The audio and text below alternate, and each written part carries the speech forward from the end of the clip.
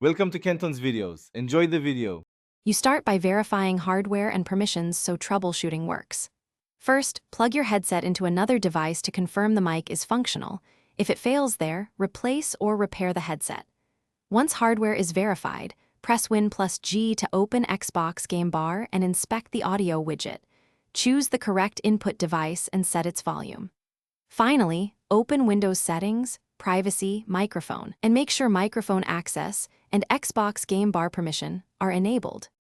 Next, focus on system-level causes so voice chat gets a reliable audio path.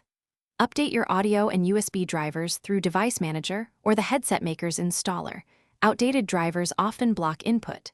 Then open Sound Settings, pick the headset as the default input device, and disable any audio enhancements.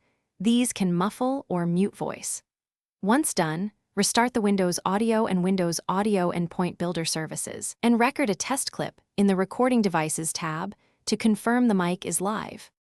Finish by targeting the Xbox Game Bar app and network path because voice relies on both. Reset the Xbox Game Bar app in Windows App Settings, then sign out and back into your Microsoft account. Make sure NAT is open and Xbox Live services are healthy. Switch to wired Ethernet or power cycle the router if needed. If voice still fails, run the Windows Recording and Network troubleshooters, then reinstall Xbox Game Bar. Troubleshooting tip: if peers can hear you elsewhere, remove and re-add your headset profile in sound settings. Thanks for watching. Consider subscribing if we helped you.